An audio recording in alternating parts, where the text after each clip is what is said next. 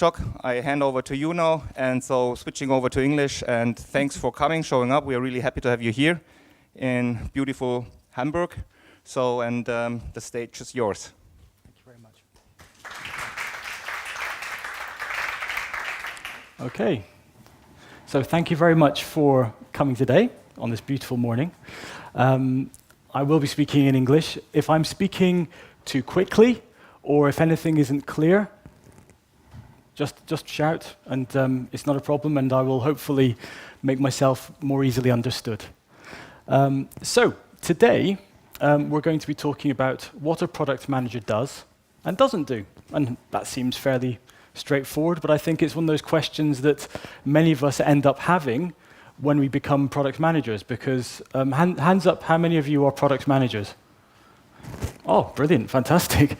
And how many of you knew what the role was before you got the role? Exactly, yeah. Many people I've spoken to, many product managers I've known, have become product managers. They've turned up one morning, congratulations, you are a product manager. And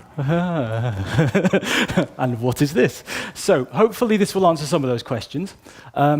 The talk will be about 30 minutes, I think, and then afterwards there will be time for questions, and I will be here because I'm giving a workshop in the afternoon, so feel free to come up, have a chat. If there's any questions or anything you'd like to talk about in product management, please do feel free. Okay, thank you very much. Oh, one thing I have to do, one thing.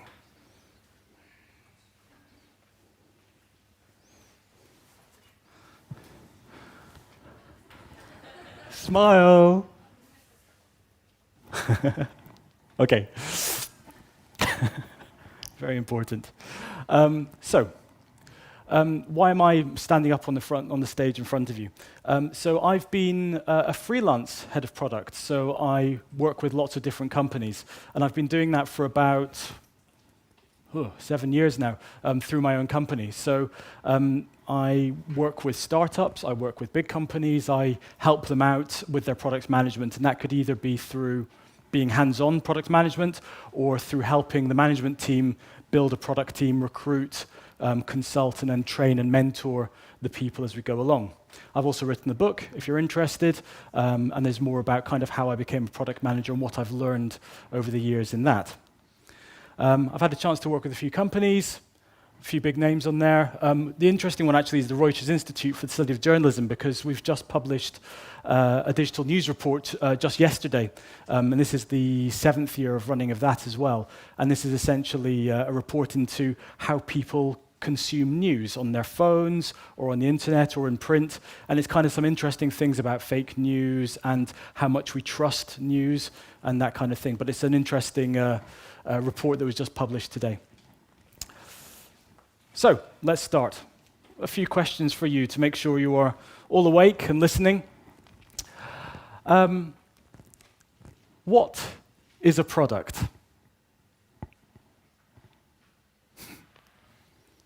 Maybe let's make it an easier question. Why do people get a mortgage for their house? Is it because they want to have an affordable rate of interest, or because they want to have affordable monthly payments? Not really. Most people who want a mortgage is because they want to stop paying rent, or because they want to live closer to where they work, or because they need more space to start a family, perhaps. So the difference here is that a product is not about the features. It's not about what it does and what capabilities it has. A product is more about what it allows people to do, what goals it allows them to achieve. And typically, these goals are things that matter most to them. Okay? So when we're thinking of products, we're thinking of anything that really solves a user problem, addresses some kind of need, helps the user to achieve a goal. But most importantly, the product is not the important thing. Okay? And that's kind of a difficult thing maybe to think about as a product manager. What you are creating is not the important thing. The important thing is what the product allows people to do. Okay? And that's something that's very, very important to keep track of. So when we're thinking of the product, it's the sum of a number of different things. It's not just the thing you build. The product could be digital, it could be physical, it could even be a service like training or some other personal service. But typically, you are building the core product, the thing itself. But actually, you're responsible for much more than that. You're responsible for something, a concept known as the whole product. And what that essentially means is, apart from the thing you build, there's usually complementary additional pieces that you need to have to unlock the value of the product. So let's give you an example. So here's my smartphone, and this is a product, yeah? It is a piece of hardware. It's got components in it. A product manager had to decide with their team on the design, on the capabilities, on the specification, you know, the look, the feel, all that kind of thing. But without a SIM card, without a contract, without any apps, without any data, this won't really do anything. So, as a product manager, I'm responsible not just for the phone, but for ensuring that the apps, the data, the phone contracts, the SIM card are all also available and compatible and working well with this product to unlock the value. Okay? Now, this is the tricky part because you're not necessarily in control of all of those other elements directly, but as product manager, you're still responsible for ensuring that all of those pieces of the puzzle fit together nicely. Okay? So that's a difficult one already. We're already having to be in charge of things that are not necessarily in our direct control. Okay, so that's what is a product. So what is product management? Well, that's what I'm here to answer, but well, there are a number of different ways of looking at it, and I think one of the difficult things about product management is that I think it's changed quite a lot over the years. Maybe 10, 15, 20 years ago, when I started working in technology, product management was very much a process. It was very much a, if you do these things in this particular order, and if you do the launch in this particular way, and if you develop the product in this particular way, then you should have a good product. And now it's kind of changed much more into a focus on what is important and how do we know that what we are creating is going to be successful. So product management has very much evolved over the years. So some good places to start are Marty Kagan's book, which is called Inspired. Obviously, my book hopefully will shed some light on this as well, but also another excellent book by Martin Erickson, Richard Banfield, and I think C. Todd Lombardo. Nate Walkingshaw, apologies, about product leadership, which I think is all about saying, well, product management is one thing. Here's what the next level above that is. Here's how to actually work with people and influence leadership within an organization. So I think that book in particular is a very good one if you've already been a product manager for a while. So Marty Kagan says the job of the product manager is to identify the smallest, the simplest, smallest product that satisfies the user need, whilst also being valuable, usable, and feasible. So valuable, it has to have value for the user. It has to be useful. It has to solve a problem that matters. It has to be usable. So you can be solving the best problem in the world, but if you do it very badly and in a way that's very difficult to use, then clearly nobody's going to use your product. And it also has to be feasible. So we're thinking about, from a business perspective, is it possible to solve that problem cost effectively in a way that actually will create a sustainable or a profitable business? Okay? So our job is to kind of create a product that meets those three criteria, whilst also doing this as quickly as possible. Another way of looking at it is Martin Erickson's view. So he thinks of it in terms of the intersection of several different areas of interest or discipline. So he says it's the intersection between the business, the organization you work with, the technology you're working with and what's possible with that technology, and most importantly, the user experience. So not just UX in inverted commas, but the user experience, how the user works with your product, how the user experiences your product, how you as an organization interact with your customers and your users. And he summarizes it in this kind of diagram, this Venn diagram. And he says that essentially you as a product manager are right here in the middle.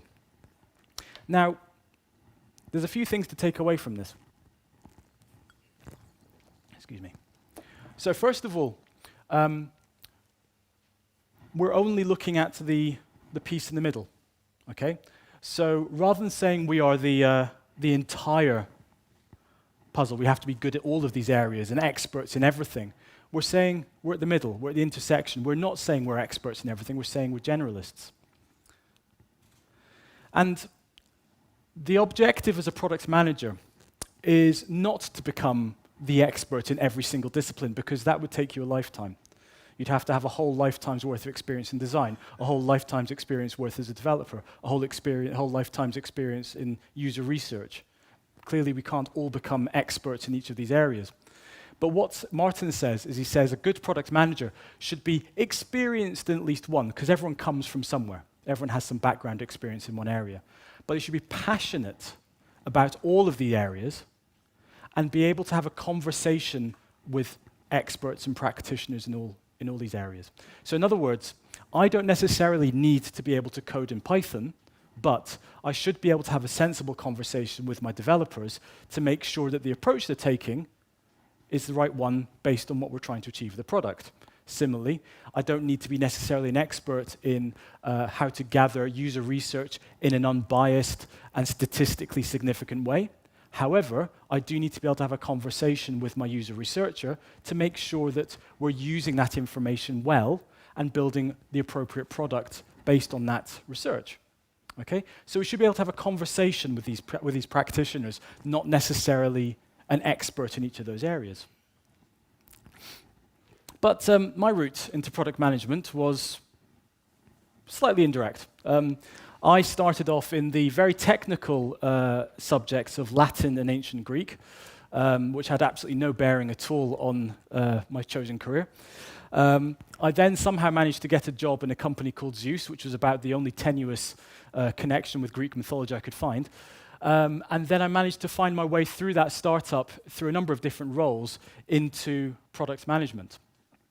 So what we're really saying here is that there's no one way to get into product management. I think by definition, we all start somewhere. We all have a particular background, and whether your background is design, research, project management, sales, development, or whatever else, everyone comes to product management in their own route. But the important thing here is that you've at least had some experience in each of these areas.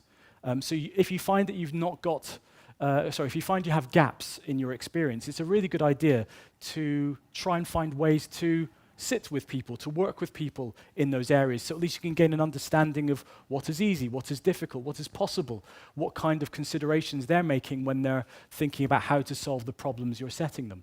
So do try and fill those gaps out in your experience if you've not necessarily had the chance to do so already. So what do we actually do then? So I was asked this question when I was managing a team in government. So in the UK government, I was working for the Ministry of Justice. And you wouldn't think necessarily that the Ministry of Justice would have much in the way of product, but as it happened, they were looking to turn all of their paper-based processes into much simpler, easier to understand online digital processes. So for example, if you had to pay a court fine because you'd been caught speeding in your car, then making the process for paying that speeding ticket much easier to do online, as opposed to having to fill in 27 pages of paper form. So I think to be a product manager, you do need quite a diverse range of technical skills. And I appreciate the writing is very small. I will share the slides after the talk on SlideShare. So it's everything from all aspects of the product lifecycle, from figuring out what it is you're going to create in the first place, all the way through to launching the product and then sustaining the product when it's in the market. But these technical skills are okay because we can learn these, we can pick these up, you can read books, we can attend training courses. And that's relatively easy to learn the technical skills. What I think is much harder for a product manager to learn, if you don't already have them, are what's called the soft skills, the people skills, the emotional skills. And I think there's quite a few. There's the ability to influence without authority, the ability to motivate and to lead a team of people when it's going well and also when it's not going so well. it's important to be able to look at the perspective of what it is we're trying to achieve now and what it is we're trying to achieve in the future. But I think above all, there's two characteristics of a product manager which are the most important. And those, I think, are empathy and communication. And empathy is that ability to see things from the perspective of your users, to appreciate and understand what are their problems, as opposed to simply trying to solve your own problems or your team's problems. And the second most important aspect is communication. As a product manager, you are taking information in from your team, you are feeding information out both to your team, to stakeholders, to your customers, to your users, and so on. So you are always this conduit. There's information flowing through you all the time.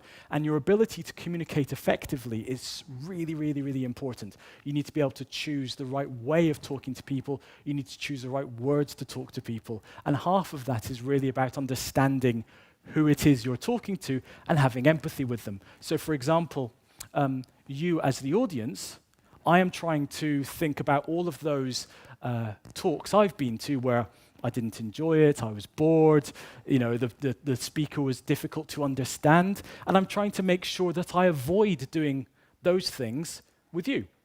So I'm trying to give you slides with relatively few words on them. I'm making sure the writing is big so you can see it, even when you're far away from the screen. I'm trying to speak in a way that hopefully you can understand without me speaking too quickly. Because what I'm trying to do is I'm trying to understand your needs as an audience, not just to be informed, but hopefully maybe to be entertained a little bit as well, hopefully. So if you think about that when you're communicating, whether you're doing a one-to-one, whether you're doing your stand-up, whether you're presenting to your managers about your roadmap or whatever else, think about what it is they need from you and try and adapt how you communicate accordingly. So, as we've been saying, a product manager is a generalist. They may have a particular specialism. So, in my case, I happen to start out in networking, so I know a little bit about how networks work. But beyond that, I don't know anything about any of the new development frameworks. If you told me to go and develop an app on Spring, I wouldn't have a clue. The point being is that you have got some experience somewhere because everyone started somewhere. But what we do have is this general set of experience, this generalist approach. So it's what's called a sort of T-shaped person. And what we're doing is we're working with a team of specialists. We're leading and guiding a team of people who are experts in these different areas. And they have different skill sets and different approaches, and hopefully they come together as a team that works as effectively as the Avengers. One of the other things that is quite difficult for a product manager to do is to balance possibly competing needs between the users, the people who are actually using your product, and the business, which is primarily there to make money or sustain itself and to please shareholders and so on and so forth, because that's the nature of how things work. And those things are not always aligned. So again, it can be a tricky balance to make sure that you're striking the right approach. I would always personally bias towards addressing user needs over the needs of the business, because if you have no users, you cannot sell your product, you have no business.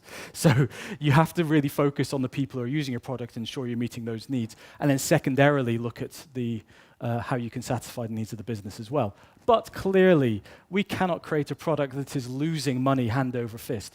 We have to make sure that the model works. So these are the things that we do. What are the things that we don't do? Well, we're not a project manager. We're not a program manager either. We're not just the product owner. And I appreciate this is an entire talk in itself.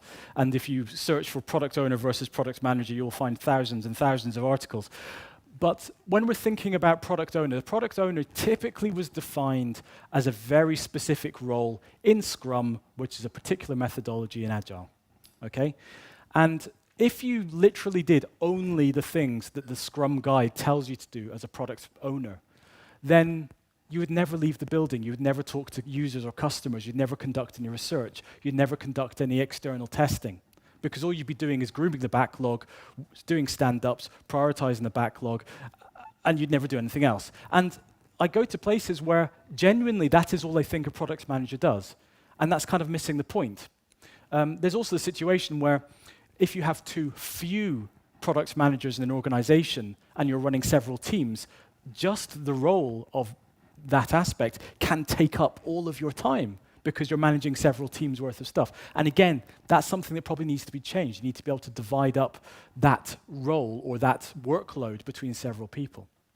So you're not just a product owner. There's everything else you need to do, and quite a lot of that is people-based. You've got to talk to stakeholders. You've got to be thinking about the strategy. You've got to be helping and understanding the research that's going to take you in the direction you need to go with your product. So it is, yes, it does encompass the things you need to do as a product owner, but it's much, much, much more than that. You're not the tweak the website person. You're not sales support. You're not the chief QA tester. You're not tech support. You're not the person who does the spreadsheets. In other words, you are not a replacement for the specialists that are missing from your team.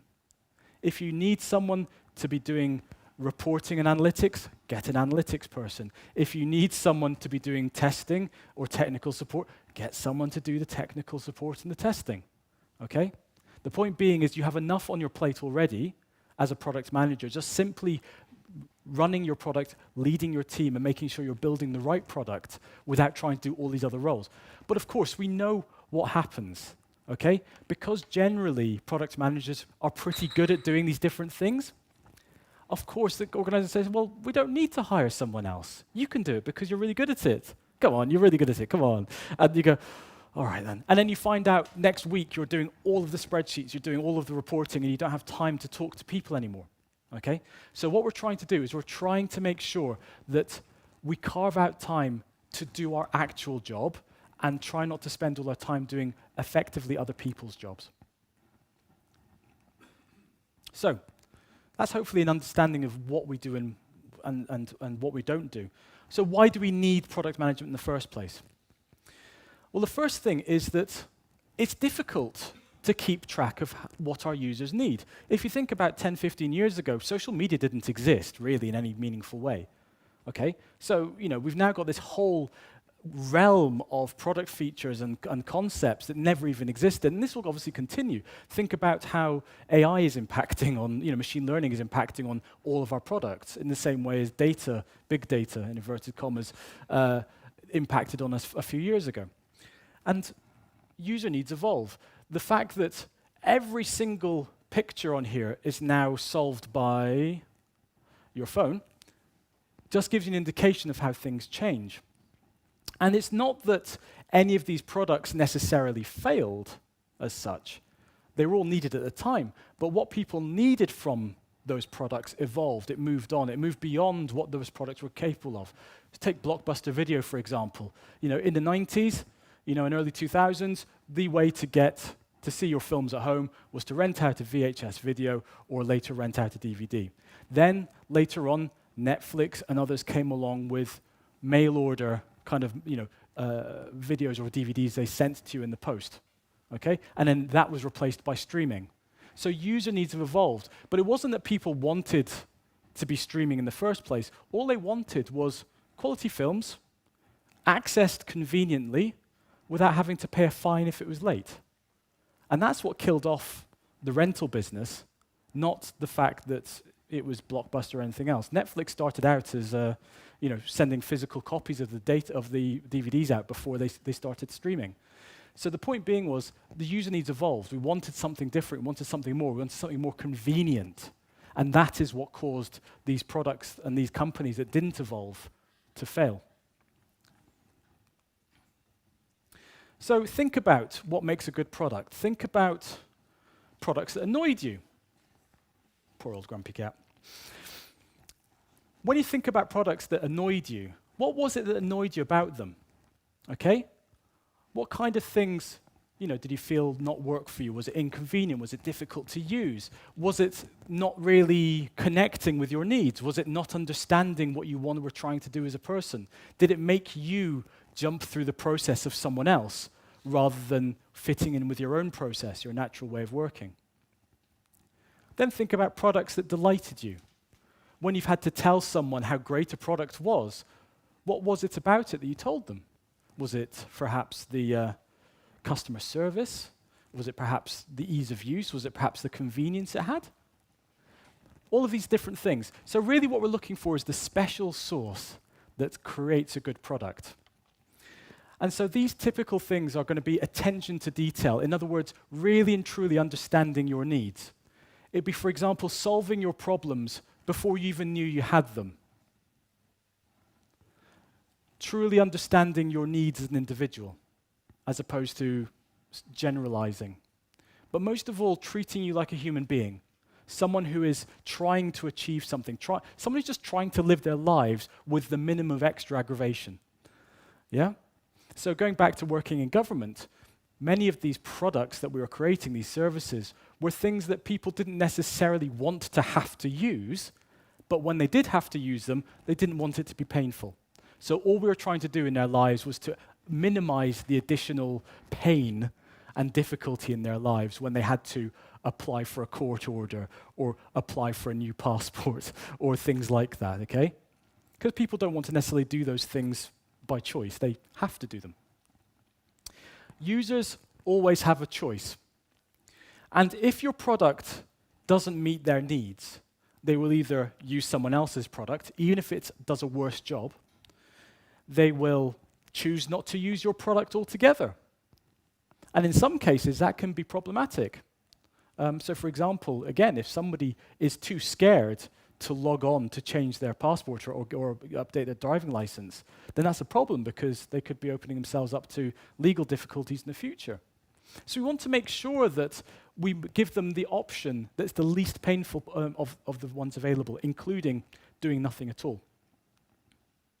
So let's think about the characteristics that make a good product manager. And this is a difficult one because I think what it means to be a good product manager gets harder every day. First of all, we need to leave our ego at the door. It's not about you. Sorry. It's not about the thing you create. The products, you may invest time, blood, sweat, and tears into creating these products, but at the end of the day, it doesn't matter. It's just another product. So it's not about you. It's not about the product. Oops. Is it going to work?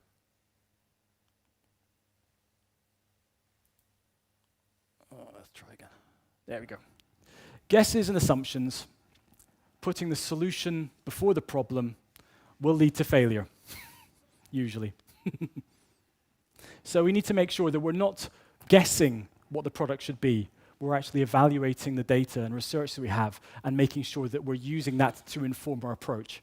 We can't be the kind of person that gets up in the morning and in our shower thinks, I've had a brilliant idea for our product. That's what your boss does. That's what you need to stop doing. And the way we do this is we make everything an experiment.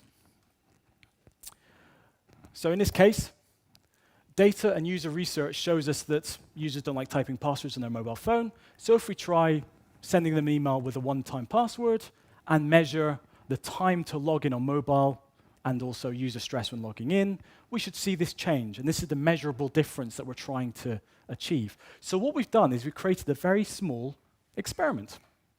And every single thing that we do should be based on this kind of idea. Everything is an experiment.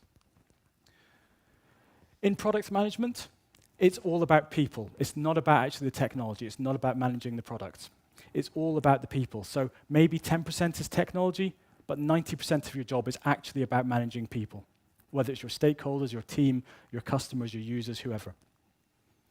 And as we said, the needs of your team and of your stakeholders are not necessarily aligned with those of your users. So you find yourself being pulled often in many different directions, and this is challenging.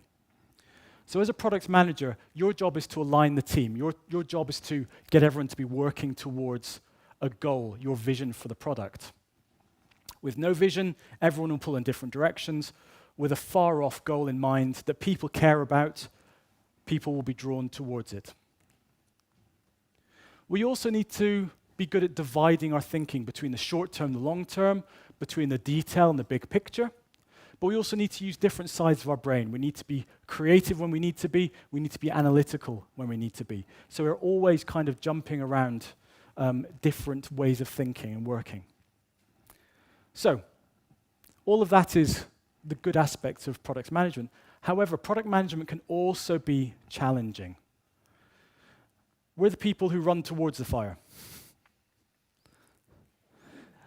We have to figure out what the problems are in our team, in our products. We need to respond to them. We need to make sure that we can keep moving forward. We need to keep the team calm. We need to address any difficulties that come up, because they always do. They always do. We need to keep several plates spinning at a time.